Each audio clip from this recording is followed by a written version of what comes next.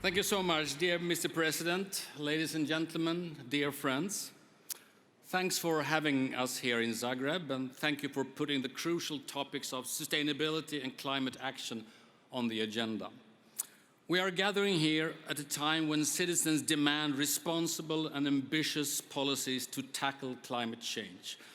The moderate party's success in the recent European election was partly due to our ability to give center-right answers to the climate challenge. We became the biggest party among young Swedish voters. Sustainability is here to stay, and as the leading political force in Europe, the EPP has an obligation to take the lead. Dear friends, the facts are on the table, and the task is obvious. We need to lower the world's emissions.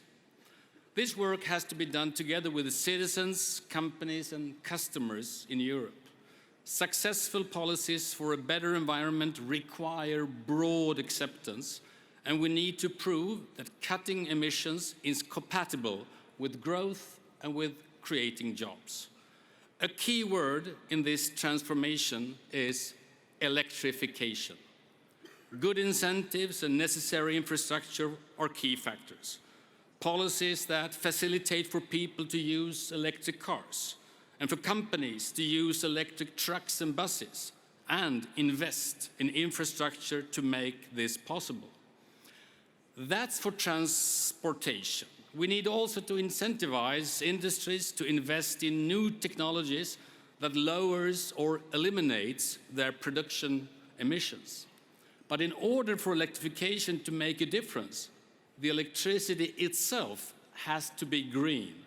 We need to leave our dependency on fossil fuels for the sake of the environment, but also for long-term security of our continent. Russian gas is neither green nor secure.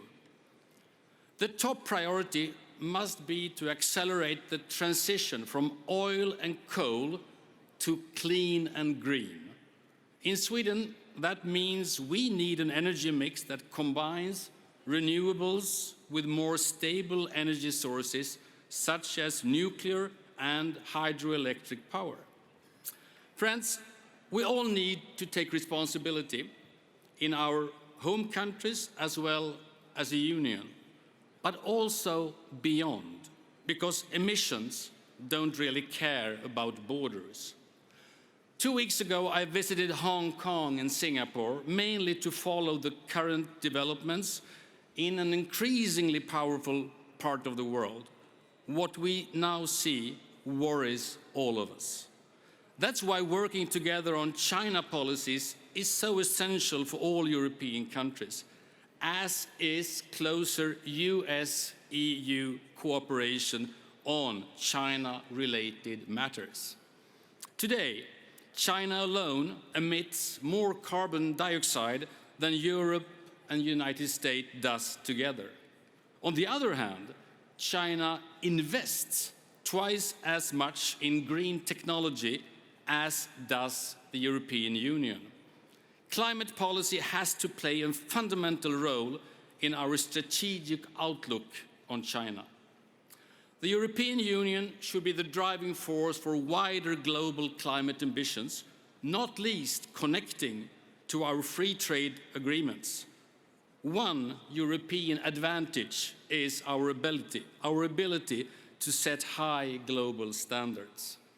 Friends, European leadership on climate policies is crucial for building trust in the European project the coming decades. There are no shortcuts.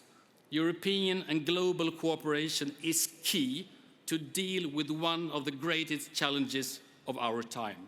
Thank you so much.